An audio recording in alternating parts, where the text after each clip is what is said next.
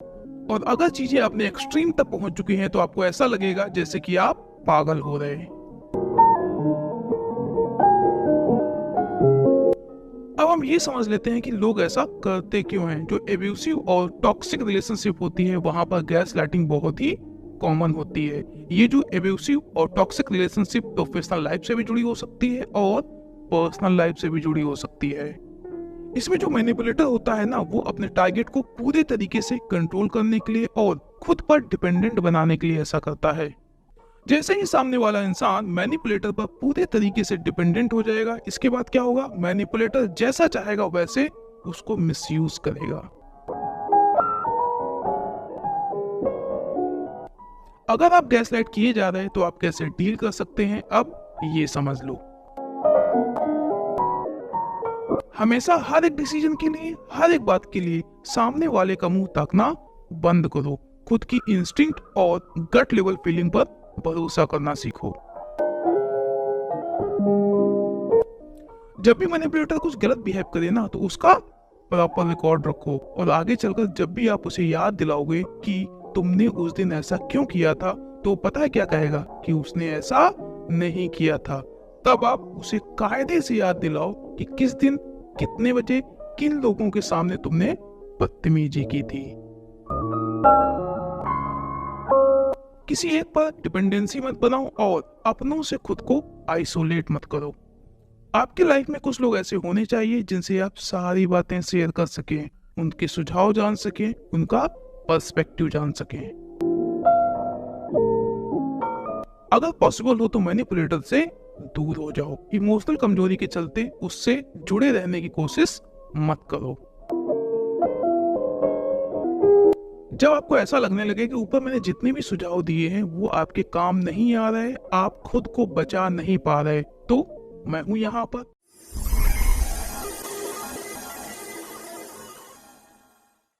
Projection एक psychological manipulation technique है जिसमें कोई इंसान अपनी गलतियों को, अपनी निगेटिव इमोशंस को दूसरों पर थोप देता है। यह एक तरीके का डिफेंस मैकेनिज्म भी है जिसमें हम इंसान अपनी निगेटिव इमोशंस और निगेटिव बिहेवियर की जिम्मेदारी लेने से बचने का प्रयास करते हैं। इसका प्रयोग हर एक इंसान करता है, थोड़ी बहुत मात्रा में।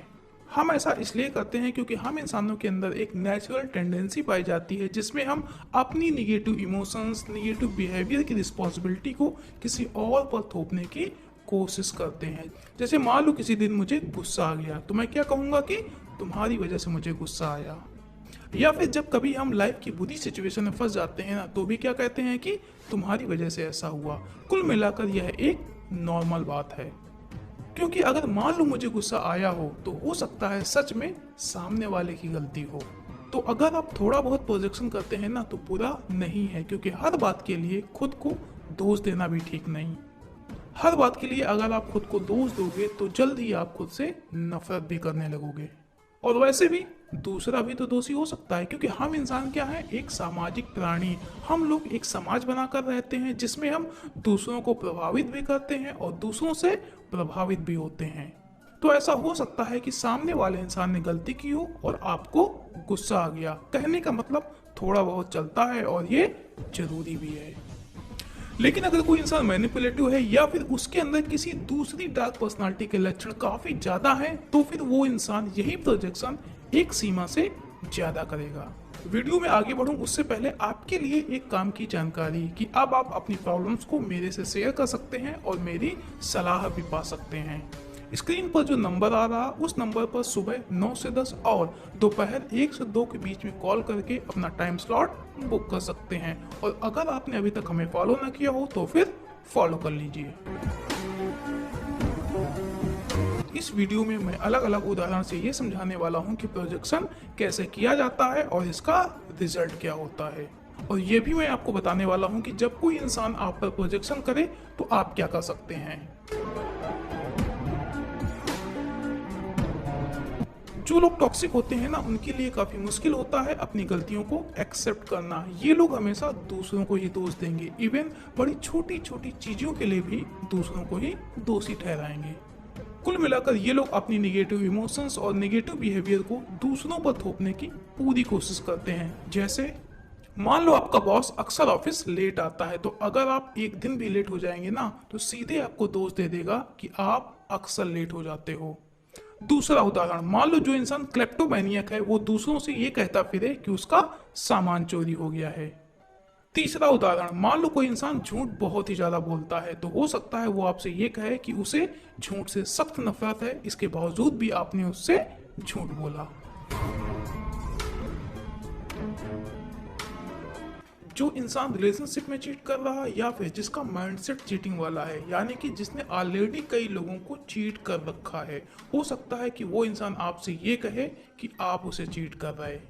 अगर ना भी कहे तो हो सकता है कि वो अपने बिहेवियर से आपको एहसास दिला दे कि वो आप पर शक कर रहा इस बात पर कि कहीं आप उसे चीट तो नहीं कर रहे। एक उदाहरण से समझा देता हूँ। मान लो आपका पार्टनर आपको चीट कर रहा, तो पता है वो क्या करेगा? आपकी फोन कॉल चेक करेगा, आपके व्हाट्सएप मैसेजेस चेक करेगा, आपकी सोशल मीडिया प्रोफाइल चेक करेगा। अगर आप कहीं बाहर जाएंगे या जाएंगी, तो अगर आप 5 मिनट भी लेट हो गए ना, तो प्रश्न होगा कि कहाँ थे इतनी देर तक। नॉर्मल पार्टनर ये सब तब करेगा जब आप कुछ अलग तरीके से बिहेव करने लगे, मेंटली अपसेंट रहने लगे, तो हो सकता है कि उसके अंदर इनसिक्योरिटी आए और वो आपकी जासूसी करने लगे। लेकिन जो इंसान मैनिपुलेटिव है, खुद ही चीट कर रहा, वो ऐसी हरकतें तब करेगा जब आप बिल्कुल नॉर्मल बिहेव कर रहे। अब प्रोजेक्शन का रिजल्ट क्या होता है ये भी समझ लो।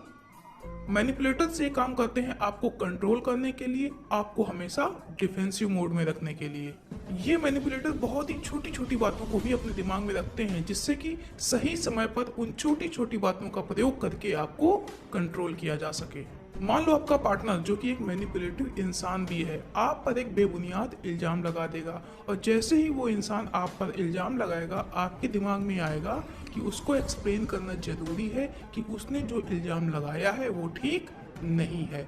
कुल मिलाकर आप सफाई देने का सोचोगे, जबकि आपको सफाई देने की जरूरत नहीं थी, क्योंकि सफाई वो देता है जो गलती करता है, और आप बिना गलती के ही सफाई देने लगे। तो यहाँ पर आपका बॉस कौन बन गया? वो मैनिपुलेटिव पार्टनर।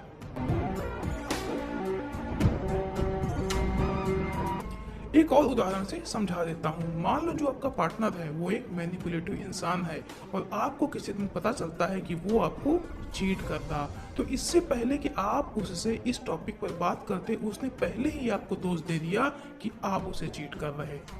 तो फिर क्या होगा? सबसे पहले आप अपनी सफाई देने का सोचोगे। इसके बाद आपकी हिम्मत कमजोर पड़ जाएगी कि आप अपने पार्टनर से कह सको कि तुम मुझे क्यों चीट कर रहे, क्योंकि आपके पार्टनर ने आप पर पहले ही इल्जाम लगाकर आपको डिफेंसिव मोड में पहुंचा दिया है। और अगर हिम्मत करके अपने पार्टनर से कह भी देते हो कि तुम मुझे क्यों चीट कर रहे, तो वो पता है क्या कहेगा कि मैंने तुमसे जवाब मांगा था और तुम उल्टा मेरे पर ही इल्जाम लगाने लगे। जब भी आप किसी मुद्दे पर सफाई दे रहे होते हैं ना, तो आप उस वक्त बॉस नहीं होते, वो इंसान बॉस होता है जिसको आप सफाई दे रहे होते हो। तो एक मैनिपुलेटिव पार्टनर आप पर साइकोलॉजिकल प्रेशर और कंट्रोल बनाने के लिए समय समय पर छोटी छोटी बातों पर दोष देता रहेगा। इतनी छोटी बातों पर वो आपको दोष देगा कि आप ये सोचेंगे कि कोई इंसान भला इतनी छोटी छोटी बातों पर दोष कैसे दे सकता है। लेकिन वो मैनिपुलेटिव पार्टनर आप पर इन बिना महत्व की चीजों पर भी दोष देता रहेगा और हर बार आपसे सफाई मांगता रहेगा। इसका फाइनल रिजल्ट ये होगा कि वो मैनिपुलेटिव इंसान आपकी लाइफ में धीरे धीरे पूरा कंट्रोल पा लेगा और आपको पता तक नहीं चलेगा। एक इंटरेस्टिंग बात बताता हूँ, जब भी कोई इंसान आप पर अपने नेगेटिव इमोशंस को थोपता है ना, तो आप नेचुरली उस इंसान के लिए सिंपैथी यानी कि सहानुभूति और कंपैशन यानी कि एक तरीके का लगाव फील करने लगते हो। जैसे कि किसी ने आप पर आरोप लगा दिया कि आपने उस दिन मेरे से गलत बिहेव क्यों किया था, तो आप तुरंत सफाई देने लगोगे और क्या कहोगे कि नहीं दोस्त, मैंने ऐसा नहीं किया था, और अगर गलती से कुछ हुआ हो तो उसके लिए सॉरी।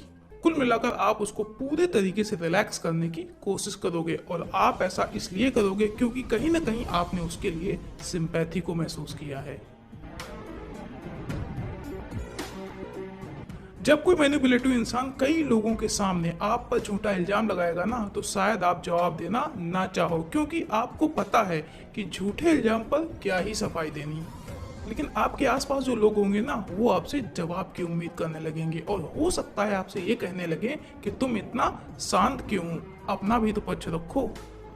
ऐसा इसलिए होता है क्योंकि आपके आसपास जो लोग होते हैं ना, जो खुद को बहुत ही ज्यादा स्मार्ट समझते हैं लेकिन होते नहीं है। वो ये सोचते हैं कि ऐसी सिचुएशन में अगर वो होते तो क्या करते, तुरंत सफाई देने लगते।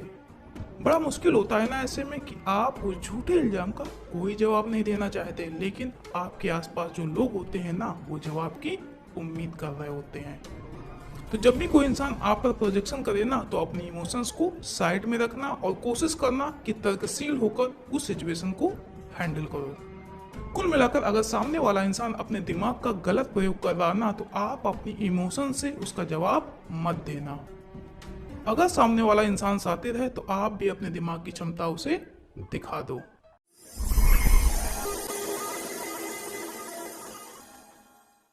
हम सब के पास एक सोशल सपोर्ट सिस्टम जरूर होता है, जिसमें हमारे फैमिली मेंबर्स, हमारे दोस्त और हमारा भला चाहने वाले लोग शामिल होते हैं। ये लोग बुरे समय में हमारी मदद करते हैं, रास्ता दिखाते हैं, और जब भी हमें कोई सुझाव या सलाह चाहिए होती है तो सबसे पहले हम इन्हीं से सुझाव और सलाह भी लेते हैं।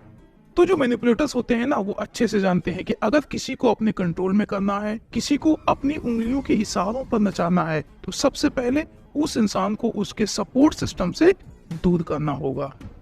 तो मैनिपुलेटर्स अपने टारगेट को हर उस इंसान से दूर करने का प्रयास करते हैं जिससे वो अपनी बातें शेयर करता है या फिर शेयर करती है, जिससे कि मैनिपुलेटर जब अपने टारगेट को यूज करना शुरू करे तो उसके पास कोई ना हो जिससे कि वो मदद मांग सके। तो यहाँ पर मैनिपुलेटर्स मुख्यतः दो काम करते हैं। पहला, अपने टारगेट को अपनों से दूर कर देते हैं, अपनों से पूरे तरीके से काट देते हैं। और दूसरा, मैनिपुलेटर्स अपने टारगेट को खुद पर पूरे तरीके से डिपेंडेंट भी बना देते हैं।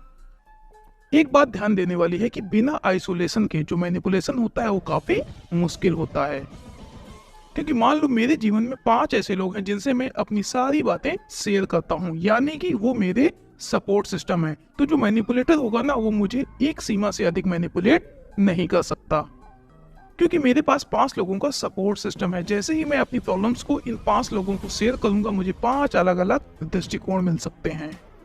और साथ ही मान लो मैनिपुलेटर किसी दिन मेरे से बदतमीजी करता है, और जैसे ही वो बदतमीजी करता है मैं इन 5 लोगों को बता देता हूँ, तो क्या होगा, ये 5 लोग मेरे सपोर्ट में खड़े हो जाएंगे। तो अगर कोई इंसान मुझे मैनिपुलेट करना चाहेगा ना, तो सबसे पहले वो क्या करेगा, इन 5 लोगों से मेरी बुराई करा के उनसे मुझे दूर कर देगा। और साथ में वो मैनिपुलेटर मुझे ये भी एहसास दिलाने का प्रयास करेगा कि वो मेरे साथ हमेशा खड़ा रहेगा, वो मेरा भला चाहता है और वही मेरा सच्चा साथी भी है। तो अगर कोई मैनिपुलेटर मुझे इन 5 लोगों से दूर कर देता है, यानी कि मुझे मेरे सपोर्ट सिस्टम से काट देता है ना, तो मेरे पास अपनी प्रॉब्लम्स को शेयर करने के लिए सिर्फ एक इंसान बचेगा, और वो कौन होगा, वही मैनिपुलेटर। तो यहाँ पर बड़ी गड़बड़ हो गई, क्योंकि अगर मुझे दुनिया से कोई समस्या होगी ना, तो मैं किससे शेयर कर सकता हूँ, उस मैनिपुलेटर से। लेकिन अगर वो मैनिपुलेटर ही मेरे जीवन में समस्याएं खड़ी करने लगेगा ना, तो मेरे पास कोई भी नहीं होगा। तो एक बात ध्यान रखना, जब भी कोई इंसान आपको अपने सपोर्ट सिस्टम से दूर करने लगे आपके कान भरकर, तो सतर्क हो जाइएगा, आपके जीवन में शायद समस्याएं आने वाली हैं। वीडियो में आगे बढ़ूं उससे पहले आपके लिए एक काम की जानकारी कि अब आप अपनी प्रॉब्लम्स को मेरे से शेयर कर सकते हैं और मेरी सलाह भी पा सकते हैं। स्क्रीन पर जो नंबर आ रहा, उस नंबर पर सुबह 9 से 10 और दोपहर 1 से 2 के बीच में कॉल करके अपना टाइम स्लॉट बुक कर सकते हैं। और अगर आपने अभी तक हमें फॉलो ना किया हो तो फिर फॉलो कर लीजिए। तो चलिए अब मैं आपको एक उदाहरण से चीजों को डिटेल में समझा देता हूँ। और हाँ, जब भी मैं आपको उदाहरण दिया करूँ ना, तो आप नाराज मत हुआ करो कि ये क्या बात हुई, लड़कियां भी तो ऐसा करती हैं या फिर लड़के भी तो ऐसा करते हैं। भाई, मैं उदाहरण दे रहा, और कोई एक ही उदाहरण दूंगा ना, तो कभी मैं मेल को विलेन बना देता हूँ तो कभी फीमेल को। बाकी आपके पास दिमाग तो है ही, तो प्लीज दिमाग का यूज चीजों को समझने के लिए किया कीजिए, न कि मेरे पर गुस्सा निकालने के लिए। मान लो आप एक लड़की हैं और आपके जीवन में एक लड़का आता है। जैसे ही आपने उस लड़के को देखा, उससे थोड़ी बहुत बातें की, आपको क्या लगने लगा कि यही तो है आपके सपनों का राजकुमार। बस सपने में सफेद घोड़े में आया था, जबकि अभी पैदल ही आया है। फिर क्या था, उस सपनों के राजकुमार के साथ आप तरह तरह के सपने देखने लगी। लेकिन जो सपनों का राजकुमार था ना, वो एक मैनिपुलेटर था। सच्चाई ये है कि वो मैनिपुलेटर था, इसी वजह से वो आपको इतना ज्यादा पसंद आया, क्योंकि उसने ठीक उसी तरीके से बिहेव किया जैसा कि आपको पसंद था। तो अब वो जो मैनिपुलेटर है, यानी कि आपके सपनों का राजकुमार है, वो आपका सेक्सुअली या फिर किसी और तरीके से मिसयूज करना चाहता है। तो वो सबसे पहले ये देखेगा कि आपके आसपास कौन कौन से लोग हैं और उनके और आपके बीच में संबंध कैसे हैं। अब मान लो उसे ये पता चला कि आपका आपकी सिस्टर के साथ काफी स्ट्रॉन्ग रिलेशन है, लेकिन उसे बाद में ये भी पता चलता है कि एक मुद्दे पर आपका आपकी सिस्टर के साथ मतभेद भी है। तो वो पता है क्या करेगा, आपकी सिस्टर जो आपकी सपोर्ट सिस्टम है, उससे आपको दूर करने के लिए उस मुद्दे को भड़काने की कोशिश करेगा जिस मुद्दे पर आपका आपकी सिस्टर के साथ मतभेद है। फिर आप क्या करेंगी, अपनी सिस्टर से दूरी बना लेंगी, उससे बातों को छुपाने लगेंगी, जबकि इस इंसान के और पास जाएंगी, क्योंकि ये इंसान लगातार आपको सपोर्ट कर रहा है या फिर सपोर्ट करने की एक्टिंग कर रहा। अब मान लो जब वो आपके बारे में जान रहा था, तो उसको ये पता चला कि एक और इंसान है जिसके साथ आपका काफी स्ट्रॉन्ग रिलेशन है और आप उससे सारी बातें शेयर करती हैं, लेकिन उससे आपका कोई भी मतभेद नहीं है। तो फिर ये क्या करेगा, वहां थोड़ा समय लेगा, लेकिन उस इंसान से भी आपको दूर कर देगा, झूठ का प्रयोग करके, अविश्वास को बढ़ावा देकर या फिर इमोशनल ब्लैकमेल करके। अब आपके पास जब कोई नहीं बचेगा ना, तो ये मैनिपुलेटर आपके साथ खेल करना शुरू करेगा, और जब खेल शुरू हो चुका होगा तब आपके पास कोई नहीं होगा जिससे आप मदद मांग सकें। तो जब भी कोई आपको अपनों से दूर करने की कोशिश करे ना, तो इमोशंस को साइड में रखना और दिमाग के दूसरे हिस्से का प्रयोग करके ये जानने की कोशिश करना कि कहीं वो आपको आइसोलेट तो नहीं कर रहा।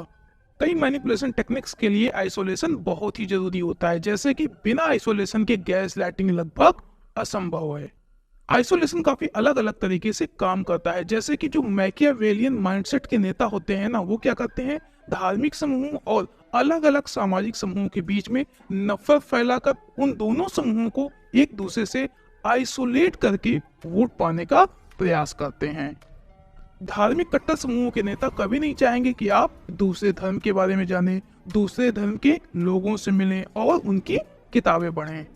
वो आपको दूसरे धर्म की हर एक जानकारी से आपको दूर करने की कोशिश करेंगे, या फिर उतनी ही जानकारी आप तक पहुंचने देंगे जितनी उनके एजेंडे में फिट बैठती है। तो यहाँ भी जो धार्मिक समूह के नेता है ना, वो आपको आइसोलेट कर रहे हैं दूसरे समूह के लोगों से और सही जानकारी से। किस लिए? अपने फायदे के लिए। वर्क प्लेस में कैसे आइसोलेशन होता है वो भी समझ लो। हो सकता है कि आपको वो जानकारी आप तक पहुंचने ही न दी जाए जो आपके प्रमोशन के लिए जरूरी हो। इसे अंग्रेजी में बोलते हैं विदहोल्डिंग इंफॉर्मेशन। इसको भी मैं एक उदाहरण से समझा देता हूँ। मान लो आपके मैनेजर ने आपसे एक पर्सनल काम करने को कहा, जैसे कि उसके बच्चे को स्कूल से घर छोड़ दे, लेकिन आपने मना कर दिया। अब मैनेजर क्या कर सकता है?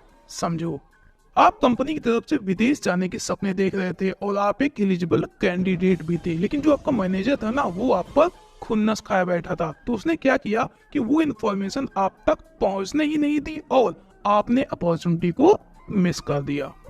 तो अब आप मैनेजर की किसी भी रिक्वेस्ट को डिनाई करने से बचेंगे, भले ही आपके मैनेजर ने आपसे कितनी ही वाहियात रिक्वेस्ट की हो। एक मैनिपुलेटिव पर्सन आपको पनिश करने के लिए भी आइसोलेट कर सकता है। मान लो उस मैनिपुलेटिव इंसान ने आपसे किसी दिन कोई रिक्वेस्ट की, लेकिन आपने मना कर दिया।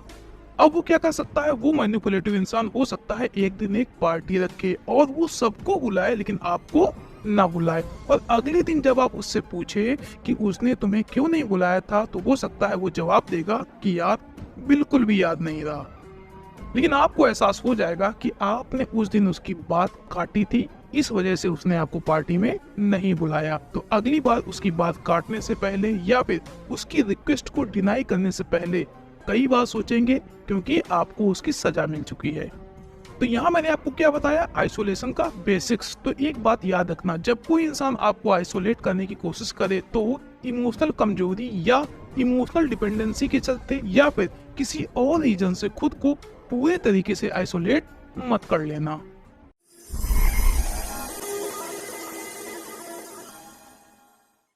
पॉजिटिव रीइंफोर्समेंट नाम से क्या लग रहा है कि जैसे यह कोई अच्छी चीज होती है, तो सच भी यही है कि पॉजिटिव रीइंफोर्समेंट एक अच्छी चीज होती है। कैसे?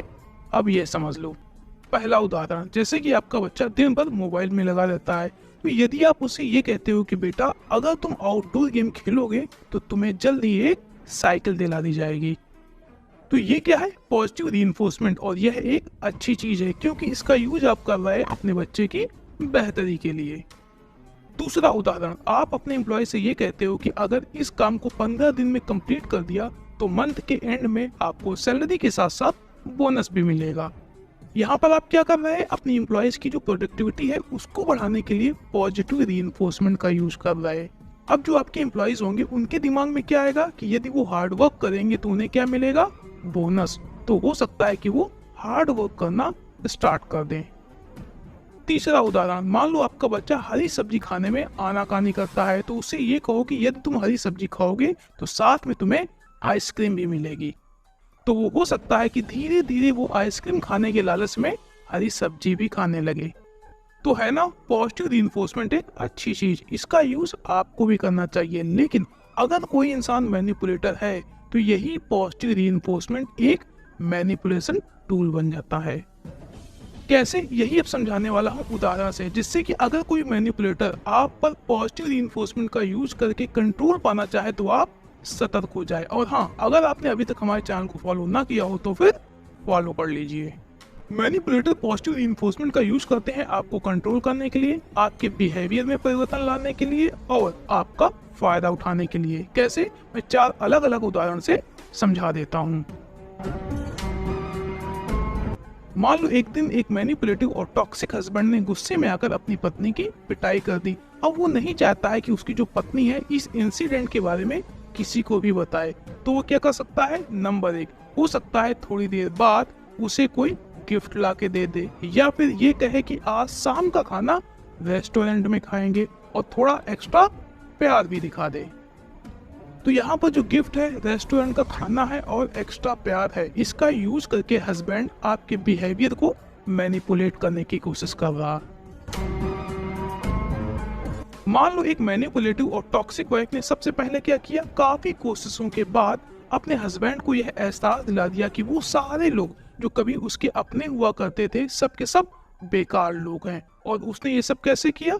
माइंड गेम खेलकर, झूठ बोलकर, लड़ाई करवा के, अविश्वास को बढ़ावा देकर और इमोशनल ब्लैकमेल करके। इसी को बोलते हैं आइसोलेशन। अब जब हस्बैंड के पास कोई नहीं बचा तो अब वाइफ क्या करती है कि जब उसके हिसाब से चीजें नहीं होती हैं तो अपने हस्बैंड को खूब ऊटपटांग बकती है, उसके सम्मान की ऐसी की तैसी कर देती है। लेकिन बाद में कुछ घंटे या कुछ दिनों के बाद अपने हस्बैंड को एक्स्ट्रा प्यार भी दिखाती है। तो यहाँ जो एक्स्ट्रा वाला प्यार है ना, ये क्या है? Positive reinforcement. और इसका यूज कर रही है वाइफ अपने हस्बैंड को मैनिपुलेट करने के लिए। अब हस्बैंड को क्या लगता है कि कोई बात ना, उसकी वाइफ थोड़ा बदतमीज है, उसके सम्मान की ऐसी की तैसी कर देती है, लेकिन प्यार भी तो करती है। और वैसे भी आजकल की दुनिया में सच्चा प्यार मिलना कितना मुश्किल है।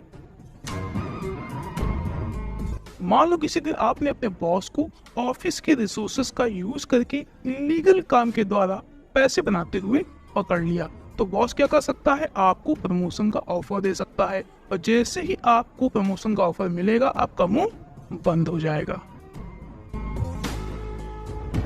मान लो एक पॉलिटिशियन है जो कि मैकियावेलियन माइंडसेट का है और वो सपना देख रहा है देश का तानाशाह बनने का।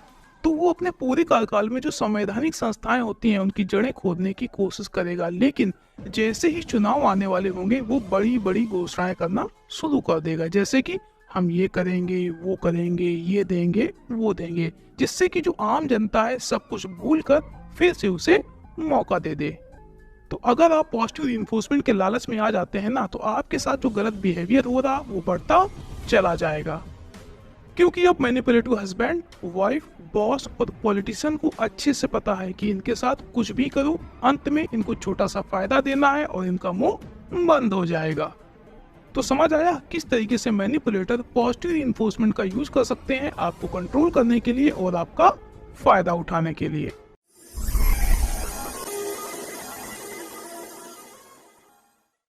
आगे की वीडियोज में मैं जिन साइकोलॉजिकल मैनिपुलेशन टेक्निक्स को डिस्कस करने वाला हूँ वो थोड़ी थोड़ी निगेटिव रीइंफोर्समेंट की कैटेगरी में आएंगी और थोड़ी थोड़ी पनिशमेंट की कैटेगरी में। लेकिन कैटेगरी का क्या करना है, हमें एग्जाम तो देना नहीं है, हमें तो चीजों को समझकर जो अपनी लाइफ का कंट्रोल है वो अपने हाथ में लेना है ना। तो पहले हम इस वीडियो में ये डिस्कस करेंगे कि निगेटिव रीइंफोर्समेंट होता क्या है और उसके बाद जानेंगे कि कैसे एक मैनिपुलेटर निगेटिव रीइंफोर्समेंट का यूज करके हमें मैनिपुलेट कर सकता है। तो अगर आपने अभी तक हमें फॉलो ना किया हो तो फिर फॉलो कर लीजिए। तो सबसे पहले मैं आपको रीइंफोर्समेंट शब्द का मतलब समझा देता हूँ। सामने वाला इंसान किसी सिचुएशन में जिस तरह से बिहेव करने वाला है या फिर जो वो करने जा रहा वो जरूर करे, उससे पीछे ना हटे, इस बात को सुनिश्चित करना रीइंफोर्समेंट कहलाता है। तो निगेटिव रीइंफोर्समेंट में क्या होता है कि जो सामने वाला इंसान काम करने जा रहा उस काम को करने में जो निगेटिव चीजें होने वाली हैं उन्हें हटा देना, जिससे कि जो सामने वाला इंसान है उन निगेटिव चीजों के डर से काम से पीछे ना हटे।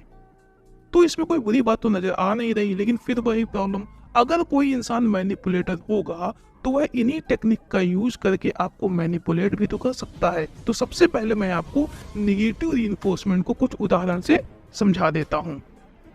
पहला उदाहरण, आप समुद्र किनारे जाना चाहते हो सैर करने के लिए, लेकिन आपको डर है कि कहीं आपकी स्किन ना जल जाए सनबर्न की वजह से, तो आप क्या करोगे, सनस्क्रीन लगा लोगे। तो आपने क्या किया है कि जो निगेटिव आउटकम है यानी कि सनबर्न की समस्या, उससे बचने के लिए आपने क्या किया, सनस्क्रीन का यूज कर लिया। अब आप जरूर जाओगे। दूसरा उदाहरण, किचन बहुत ही ज्यादा गंदा है और आज आपकी वाइफ मायके से वापस आने वाली है और आपको अच्छे से पता है कि उसने अगर किचन को इस हालत में देख लिया तो घर में तांडव मच जाएगा। तो आप इस निगेटिव आउटकम यानी कि तांडव को अपनी लाइफ से दूर करना चाहोगे। तो उसके लिए आप क्या करोगे कि वाइफ के आने से पहले ही किचन साफ कर दोगे। तीसरा उदाहरण, आप कार से कहीं जा रहे थे, तभी आपने ये देखा कि पीछे एक कार वाला लगातार पे किए पड़ा है यानी कि हॉर्न पे हॉर्न दिए पड़ा है। तो ये क्या है, नेगेटिव आउटकम। इससे बचने के लिए आप क्या करेंगे कि उसको रास्ता दे देंगे और कहेंगे भाई तू ही निकल जा। चौथा उदाहरण, एक स्कूल में क्या होता है कि बच्चों को रोज होमवर्क दिया जाता है, लेकिन तभी आपने एज ए टीचर यह अनाउंस करा दिया कि जो बच्चा एग्जाम में अच्छा परफॉर्म करेगा उसे हफ्ते में 3 दिन होमवर्क नहीं दिया जाएगा। तो यहाँ पर आपने एक बिहेवियर, कौन सा, कि बच्चे मन लगाकर पढ़ें, उसे सुनिश्चित करने के लिए यानी कि रीइंफोर्स करने के लिए क्या किया, एक निगेटिव आउटकम यानी कि होमवर्क को हटा दिया। उम्मीद है आपको समझ में आ गया होगा कि निगेटिव रीइंफोर्समेंट क्या होता है। अब ये समझ लेते हैं कि एक मैनिपुलेटर इसका यूज कैसे करता है। पहला उदाहरण, मान लो आपको पता है कि अगर आप अपनी पत्नी के हिसाब से नहीं चले, नहीं बिहेव किए तो पत्नी आपको इग्नोर कर सकती है और आपको बुरा भला भी बोल सकती है। तो यहाँ पर जो निगेटिव स्टिमुलस है यानी कि पत्नी का आप पर चीखना चिल्लाना, उससे बचने के लिए आप क्या करेंगे, आप वही काम करेंगे जो कि पत्नी चाहेगी। तो यहाँ पर पत्नी एक मैनिपुलेटर के रूप में है जो अपने पति को हिंट दे रही है कि अगर तुम मेरे हिसाब से नहीं चलोगे तो ये सब निगेटिव चीजें होंगी, तो यदि तुम मेरे हिसाब से चलते हो तो इन सब चीजों से बच सकते हो। इसी तरह से हस्बैंड के साइड से भी मैनिपुलेशन हो सकता है। इसका उदाहरण आप खुद ही सोच लो। एक और उदाहरण, ऐसी लोकतांत्रिक सरकारें जिनके अंदर नैतिक बल का अभाव होता है यानी कि लोकतांत्रिक नैतिकता का अभाव होता है, वो क्या कर सकती हैं, मीडिया हाउसेस को ये मैसेज दे सकती हैं कि अगर तुम मेरे खिलाफ छापोगे तो तुम्हारे घर जांच एजेंसियां पहुंच सकती हैं। तो यहाँ पर सरकार क्या है, एक मैनिपुलेटर जो मीडिया हाउसेस को संकेत दे रही कि अगर तुम मेरे खिलाफ नहीं छापोगे तो निगेटिव आउटकम यानी कि जांच एजेंसियों से बच सकते हो। तो मीडिया हाउस वाले क्या करेंगे, निगेटिव आउटकम यानी कि जांच एजेंसियों से बचने के लिए सरकार के खिलाफ छापना बंद कर देंगे।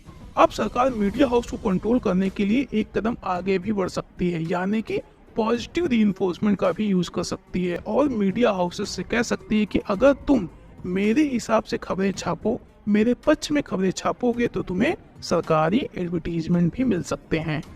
तो यहाँ पर जो मैनिपुलेटर है यानी कि सरकार है, वो निगेटिव रीइंफोर्समेंट से यह सुनिश्चित करने का प्रयास कर रही है कि उसके खिलाफ न खबरें छपें और पॉजिटिव रीइंफोर्समेंट का यूज करके यह सुनिश्चित करने का प्रयास कर रही है कि मीडिया हाउसेस उसके पक्ष में खबरें छापें।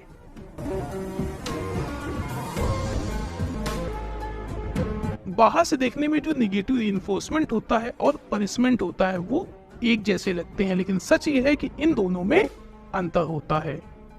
किसी इंसान के बिहेवियर को कंट्रोल करने के लिए अगर अनवांटेड चीजें ऐड की जा रही तो वह क्या होगा, पनिशमेंट। लेकिन अगर अनवांटेड चीजें हटाई जा रही तो वह क्या होगा, निगेटिव रीइंफोर्समेंट। जैसे मान लो हस्बैंड के बिहेवियर का ही हिस्सा है कि यदि वाइफ उसके हिसाब से नहीं चलती तो वो अपनी वाइफ पर चिल्लाता है और उसे खर्च के लिए पैसे नहीं देता, तो वाइफ क्या करेगी, इन नेगेटिव चीजों से बचने के लिए अपने हस्बैंड के हिसाब से चलेगी। ये क्या हुआ, निगेटिव रीइंफोर्समेंट। वही पनिशमेंट में क्या होता है, समझो मान लो जो हस्बैंड है वो ये चाहता है कि उसकी वाइफ किसी पर्टिकुलर इंसान से बात ना करे, तो यदि उसकी वाइफ उस इंसान से बात कर लेती है तो उसको पनिश करने के लिए हस्बैंड क्या कर सकता है, उसका फोन छीन सकता है। तो यहाँ पर फोन का छीन जाना एक निगेटिव स्टिमुलस है जो कि बाद में ऐड हुआ है, इस वजह से ये क्या हुआ, punishment.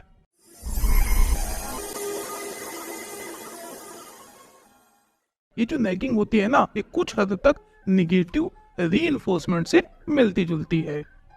Nagging is also known as hectoring and pestering. Nagging एक मैनिपुलेशन टेक्निक है। इसमें मान लो आपका किसी काम को करने का मन नहीं है या फिर आपने प्रॉमिस किया है कि वो काम आप बाद में करेंगे, लेकिन जो मैनिपुलेटर है वो ये चाहता है कि वो काम आप अभी करें, तो वो लगातार आपसे रिक्वेस्ट करता रहेगा। कैसे, प्लीज प्लीज प्लीज। इसमें क्या होता है, मान लो कि दो इंसान आपस में बात कर रहे थे, फिर उसमें जो मैनिपुलेटर होता है वो सामने वाले इंसान से कोई रिक्वेस्ट करेगा, लेकिन सामने वाला इंसान मना कर देगा। फिर जो मैनिपुलेटर है वो बार बार रिक्वेस्ट करेगा, जबकि सामने वाला इंसान बार बार मना करेगा। फिर उस परिस्थिति में तनाव बढ़ता जाएगा। इसके बाद क्या होगा, जो उनमें से समझदार इंसान होगा, वो मैनिपुलेटर तो होगा नहीं क्योंकि वही तो खेल खेल रहा, तो जो सामने वाला इंसान होगा वो बात को मान लेगा क्योंकि वो नहीं चाहेगा कि बात आगे बढ़े और बहस हो जाए। वैसे नैगिंग इतनी भी निगेटिव नहीं होती और कहीं कहीं तो ये बहुत जरूरी भी होती है और हम सब इसका यूज भी करते हैं। जैसे जो पेरेंट्स होते हैं ना, वो अपने बच्चों की आदत बदलने के लिए या फिर नई आदत डलवाने के लिए नैगिंग का सहारा ले सकते हैं। जैसे मान लो आपका जो बच्चा है वो सुबह देर तक सोता है, तो एज ए पेरेंट्स आप क्या करेंगे, उससे सुबह 6 बजे से ही उठने के लिए कहना शुरू कर देंगे और बार बार कहेंगे।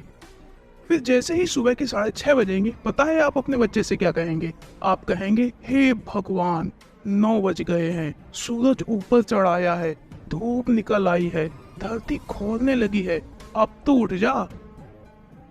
अब बच्चा अच्छे से जानता है कि धरती नहीं चाय खोल रही है और 9 नहीं 6:30 बजे हुए हैं, लेकिन फिर भी उठ जाएगा क्योंकि उसे नैगिंग से बचना है। इसी तरह जो हमारे अपने लोग होते हैं ना, वो कभी कभी हमारे भले के लिए नैगिंग करते हैं। कहने का मतलब हेल्दी रिलेशनशिप में कुछ हद तक नैगिंग जरूरी भी होती है, लेकिन अगर किसी इंसान के अंदर डार्क पर्सनालिटी से जुड़े हुए जो लक्षण हैं वो हावी है, तो वह इंसान इसी नैगिंग का प्रयोग करके आपको नुकसान पहुंचा सकता है और वो स्वयं फायदा उठा सकता है। तो आपके लिए ये जानना सबसे ज्यादा जरूरी है कि जो इंसान नैगिंग कर रहा उसके पीछे की इंटेंशंस क्या हैं, और इसको जानने के लिए आपको 4 बातों का ध्यान रखना है। पहला, ये देखो कि जो इंसान नैगिंग कर रहा और जिस काम के लिए नैगिंग कर रहा, क्या उसमें सिर्फ उसी का फायदा होने वाला है। दूसरा, ये जानने की कोशिश करो कि जो नैगिंग हो रही है उसमें दबाव का एलिमेंट कितना शामिल है, यानी कि कहीं नैगिंग फोर्सफुल तो नहीं है। तीसरा, मान लो कोई इंसान नैगिंग कर रहा और बार बार आप उसे मना कर दे रहे, तो उसकी बॉडी लैंग्वेज में या फिर उसके द्वारा प्रयोग किए गए शब्दों में कहीं गुस्सा तो नजर नहीं आ रहा। चौथा, अगर आप सामने वाले इंसान की बात नहीं मान रहे तो वो कहीं ऐसे शब्दों का या फिर ऐसी बातों का प्रयोग तो नहीं कर रहा जिससे कि आपको गिल्ट महसूस हो रहा हो। अगर इनमें से एक या फिर एक से ज्यादा चीजें नजर आ रही तो ये बिल्कुल सही समय है कि आप अपनी इमोशंस को साइड में रखें और अपनी दिमाग की क्षमता का दोहन करें। कहने का मतलब आप अपने दिमाग को एक्टिव कर लीजिए क्योंकि सामने वाले इंसान की जो इंटेंशंस हैं वो ठीक नहीं लग रही। कुल मिलाकर जब कोई डार्क ट्रेड्स वाला इंसान नैगिंग करेगा तो थोड़ी ही देर बाद कुछ ऐसा मैसेज देगा कि मेरी बात मानो, नहीं तो, और इस नहीं तो में कुछ ऐसा शामिल होगा जो आपके लिए नुकसानदेह होगा। एक बात और, थोड़ी देर पहले मैंने आपको 4 बातें बताई, लेकिन उसके अपवाद भी हो सकते हैं। मान लो जो आपका हस्बैंड है, वाइफ है या फिर गर्लफ्रेंड है, उसके साथ में कुछ कंट्रोल इश्यूज हैं, यानी कि वो आपको अपने कंट्रोल में रखना चाहती है। कम बुरा लगाना, चलिए दूसरे शब्दों का प्रयोग कर देता हूँ। मान लो वो आपको अपने जूतों की नोक पे रखना चाहता है या फिर चाहती है, तो हो सकता है कि जब वो नैगिंग करे तो वहां भी दबाव का एलिमेंट शामिल हो। तो यहाँ पर आपका अपने पार्टनर के जूतों की नोक पे रहना बुरा हो सकता है और आपकी मेंटल, इमोशनल और स्पिरिचुअल ग्रोथ के लिए खतरनाक हो सकता है। लेकिन ये जो नैगिंग है, ये नैगिंग डार्क ट्रेड्स वाले लोगों की तुलना में कम खतरनाक होगी, बशर्ते आपके पार्टनर में डार्क पर्सनालिटी के लक्षण शामिल ना हो। अगर उसी में ये लक्षण शामिल है तो कॉन्ग्रेचुलेशन, आपको खतरे को ढूंढना कहीं और नहीं जाना, आपके बगल में ही बैठा है। मुझे सीरियस टॉपिक में मजाक नहीं करना चाहिए ना, सॉरी। तो फाइनल लाइन, जब कोई इंसान नैगिंग करते हुए आपसे कोई रिक्वेस्ट कर रहा हो, लेकिन उसकी जो रिक्वेस्ट है वो रिक्वेस्ट कम, डिमांड ज्यादा लग रही हो, तो शायद कुछ गड़बड़ है, सॉरी गड़बड़ है।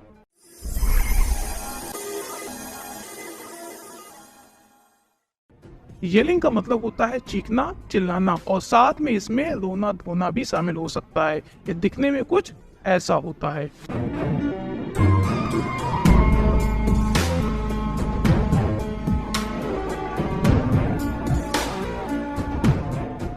येलिंग एक मैनिपुलेशन टेक्निक है। कैसे, समझो जरा।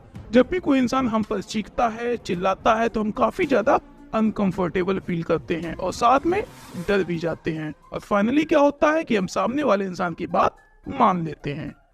जब भी कोई इंसान येलिंग करता है तो वो हमें दो तरीके से मैनिपुलेट कर सकता है। पहला, जब कोई इंसान हम पर चीखेगा, चिल्लाएगा, तो हम बैक फुट पर आ जाएंगे और फिर वो हमें डोमिनेट कर लेगा, यानी कि हम पर हावी हो जाएगा। और दूसरा, जब कोई मैनिपुलेटर कई लोगों के बीच चीखे, चिल्लाए, रोए और बोले कि तुमने मेरे साथ ऐसा किया, वैसा किया, तो वो खुद को विक्टिम दिखा के और आसपास के लोगों की सिंपैथी पाकर आप पर दबाव बनाने की कोशिश कर रहा। लेकिन एक बात बता दें कि हर एक चीखना चिल्लाना बुरा नहीं होता। हो सकता है कि जो सामने इंसान हो वो बहुत ही ज्यादा शातिर हो, वो दुनिया के सामने तो अच्छा बना रहे लेकिन पीछे से खेल करता रहे। तो यहाँ पर ऐसा हो सकता है कि उसने जिस इंसान के साथ खेल किया हो वो बहुत ही सिंपल और इमोशनल हो, तो इस केस में वो इंसान रो सकता है, चीख सकता है और चिल्ला सकता है, लेकिन वो मैनिपुलेटर नहीं है, भले ही वो चीख रहा, चिल्ला रहा। यहाँ पर मैनिपुलेटर वो है जो उस इंसान के साथ खेल कर रहा था। तो यहाँ पर आपको असली मैनिपुलेटर की पहचान करने के लिए दिमाग चलाना पड़ेगा। ऐसे ही आप डिसाइड नहीं कर सकते कि जो इंसान चिल्ला रहा वही मैनिपुलेटर है। और वैसे असली मैनिपुलेटर की पहचान करना इतना मुश्किल नहीं होता, बशर्ते आप अंधे होने की एक्टिंग न करो। अंधे होने की एक्टिंग आप कई वजह से कर सकते हैं। उसमें से एक वजह ये हो सकती है कि आपको ये लगता है कि जो इंसान मैनिपुलेटर है उससे आपको आगे चलकर फायदा हो सकता है। अब दो बातें और जान लो। पहली, कोई इंसान ये लिंक का यूज कर सकता है आपको डराने के लिए, क्योंकि जैसे ही आप डर जाएंगे आप सामने वाले की बात मान लेंगे। दूसरी, मान लो दो लोगों के बीच में किसी बात को लेकर बहस हो रही थी, लॉजिकल डिस्कशन हो रहा था, लेकिन उसमें से जो इंसान मैनिपुलेटर था वो अच्छे से जानता था कि अगर बहस तर्क के आधार पर होगी तो वो हार जाएगा। तो वो क्या कर सकता है, डिस्कशन की दिशा मोड़ने के लिए और उस डिस्कशन में जीतने के लिए हो सकता है रोने लगे, चीखने लगे और चिल्लाने लगे। जब दो लोगों की बात हो रही हो और उसमें से अगर किसी एक इंसान की आवाज ऊंची होने लगे तो it is a clear sign of rising hostility. अब एक अंतिम उदाहरण और दे देता हूँ। मान लो दो इंसान थे, एक गर्लफ्रेंड और दूसरा उसका बॉयफ्रेंड। तो जो गर्लफ्रेंड थी वो अपने बाबू, सोना, चांदी, हीरा, मोती यानी कि अपने बॉयफ्रेंड से किसी बात को लेकर नाराज थी। वो ये चाहती थी कि उसका जो बॉयफ्रेंड है उसकी सारी बात माने, वो जो भी कहे सब कुछ माने। तो वो क्या कर सकती है, पब्लिकली अपने बॉयफ्रेंड पर चीखने लग सकती है, चिल्लाने लग सकती है और रोने लग सकती है। तो जो आसपास के लोग होंगे जिन्हें पूरी कहानी नहीं पता होगी वो क्या सोचेंगे, वो यही सोचेंगे कि शायद जो लड़का है वो एक गलत इंसान है और इस लड़की के साथ कुछ न कुछ इसने गलत किया होगा। अब जो आसपास के लोग होंगे ना, वो लड़की के प्रति सिंपैथी क्यों रखेंगे, वो इसलिए रखेंगे क्योंकि एक जनरल परसेप्शन होता है कि जो लड़कियां होती हैं वो लड़कों की तुलना में कमजोर होती हैं और जो कमजोर होता है सिंपैथी उसी के साथ जुड़ती है। वहीं अगर कोई लड़का पब्लिकली किसी लड़की पर चीखता है, चिल्लाता है, तो भी लोग यही सोचते हैं कि लड़का ही गलत होगा, बेचारी लड़की पर देखो कैसा चीख रहा, चिल्ला रहा। कुल मिलाकर ऐसी सिचुएशन में जो विनर होती हैं वो लड़कियां ही होती हैं, अपवाद को छोड़कर। फिर जब गर्लफ्रेंड पब्लिकली रो रही होगी, आंसू बहा रही होगी, तो बॉयफ्रेंड क्या करेगा, उसकी सारी बातों को मान लेगा, क्योंकि आसपास के जो लोग हैं उसे बुरा इंसान मान रहे और उसे जजमेंटल आंखों से देख रहे। इस घटना के बाद अगर बॉयफ्रेंड एक मजबूत पर्सनालिटी होगा तो पता है क्या करेगा, जब माहौल शांत हो जाएगा 2-3 दिन बाद अपनी गर्लफ्रेंड से उस घटना के बारे में कायदे से बात करेगा और यह सुनिश्चित करने का प्रयास करेगा कि ऐसी घटना दोबारा ना हो। लेकिन अगर जो बॉयफ्रेंड है वो कमजोर इंसान होगा तो क्या करेगा, अपनी गर्लफ्रेंड की सारी बातें मानने लगेगा, क्योंकि उसे डर होगा कि कहीं उसकी गर्लफ्रेंड फिर से बखेड़ा न खड़ा कर दे। तो यहाँ मैंने एक उदाहरण से चीजों को समझाने का प्रयास किया, लेकिन ऐसा मैनिपुलेशन मेल साइड से भी हो सकता है। तो ऐसा मत सोचिएगा कि चीखने चिल्लाने वाला मैनिपुलेशन सिर्फ फीमेल करती हैं, मेल भी करते हैं।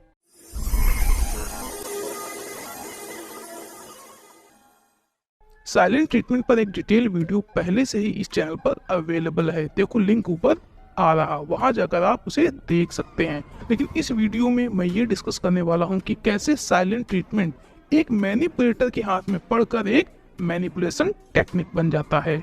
तो फिर आप हमें फॉलो कर लीजिए। साइलेंट ट्रीटमेंट एक मैनिपुलेशन टेक्निक है, इसी में 2 शब्दों में कहूंगा, लव विड्रॉल, यानी कि जो प्यार और अफेक्शन एक मैनिपुलेटर दे रहा था अब वो वापस खींच रहा।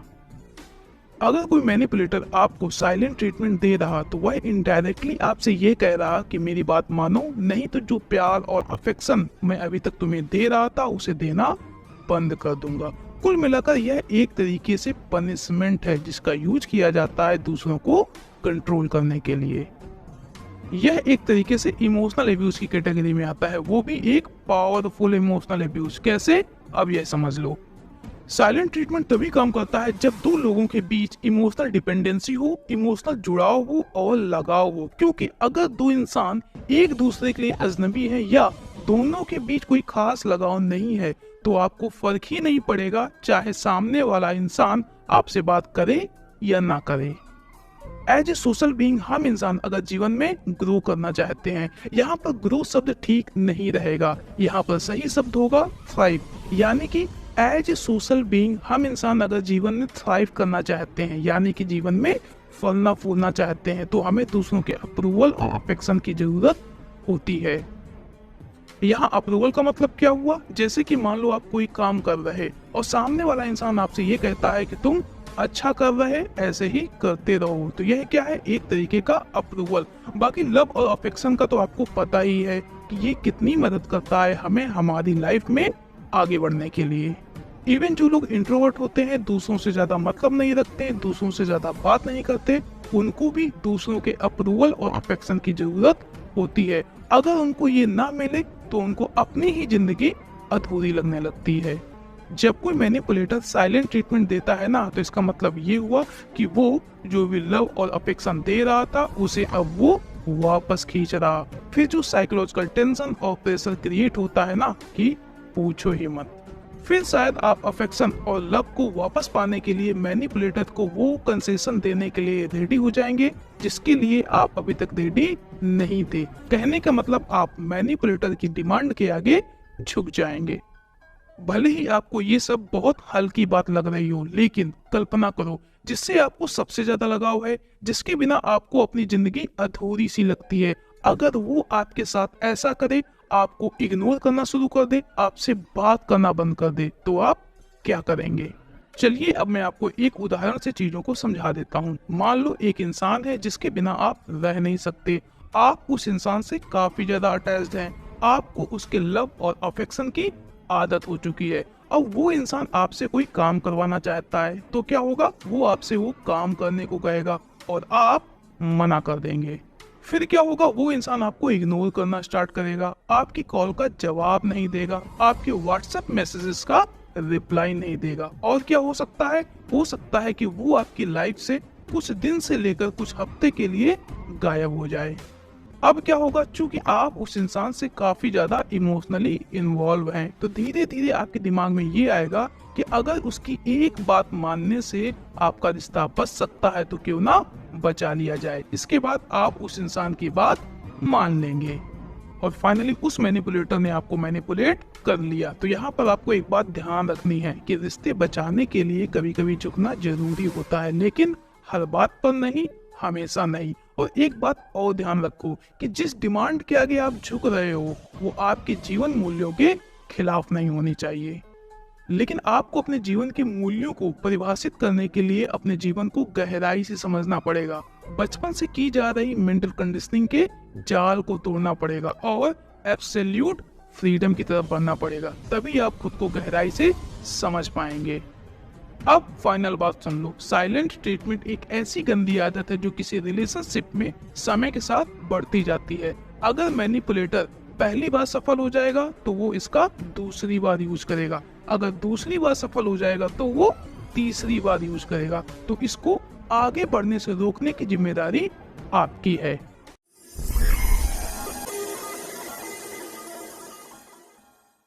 इंटिमिडेशन का मतलब होता है डराना, धमकाना। ये दो तरीके का होता है, कोवर्ट एंड ओवर्ट। और जो मैनिपुलेटर होता है ना, वो इन दोनों ही तरीकों के इंटिमिडेशन का प्रयोग कर सकता है आपके अंदर डर पैदा करने के लिए। इसके बाद क्या होगा, आप मैनिपुलेटर की डिमांड के आगे झुक जाएंगे, यानी कि सरेंडर कर देंगे। ओवर्ट इंटिमिडेशन को बुलिंग भी कहते हैं। इसमें मैनिपुलेटर जो आपसे डिमांड करेगा उसे पाने के लिए सीधे आपको धमकी देगा, या फिर आपको वो ये दिखा सकता है कि वो कितना गुस्सैल इंसान है और गुस्से में कुछ भी कर सकता है, आपके साथ मारपीट भी कर सकता है। और अगर आप उसकी डिमांड के आगे नहीं झुके ना, तो हो सकता है वो आपसे सच में मारपीट करने लगे। ऐसे लोग बेसिकली काफी गुस्सैल प्रकृति के होते हैं और साथ में इनके साथ अथॉरिटी इशू भी होता है, यानी कि ये अपने आसपास के लोगों को दबा कर रखना चाहते हैं। जो लोग कोवर्ट यानी कि अपरोक्ष रूप से धमकी देते हैं, ये भी उतने ही हिंसक होते हैं जितने प्रत्यक्ष यानी कि ओवर्ट तरीके से धमकी देने वाले। लेकिन ये लोग सातिर होते हैं, ये जानते हैं कि अगर सीधे खुल के धमकी दी तो समाज और आसपास के लोग उसकी सच्चाई जान जाएंगे, जिससे उसकी इमेज गिर सकती है। साथ ही कोवर्ट तरीके से धमकी देने वाले लोग ज्यादा खतरनाक होते हैं, क्योंकि इनका जो ट्रू नेचर होता है ना, वो दुनिया के सामने कभी नहीं आ पाता।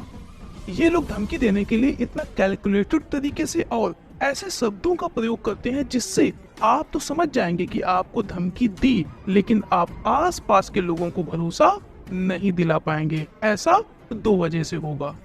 पहला, ऐसे लोग अपनी रियलिटी को छुपाए रहते हैं और दुनिया की नजर में अच्छे इंसान बने रहते हैं। और दूसरा, ऐसे लोग धमकी देने के लिए ऐसे तरीके का प्रयोग करते हैं या फिर ऐसे शब्दों का यूज करते हैं जिसके कई मतलब निकल सकते हैं।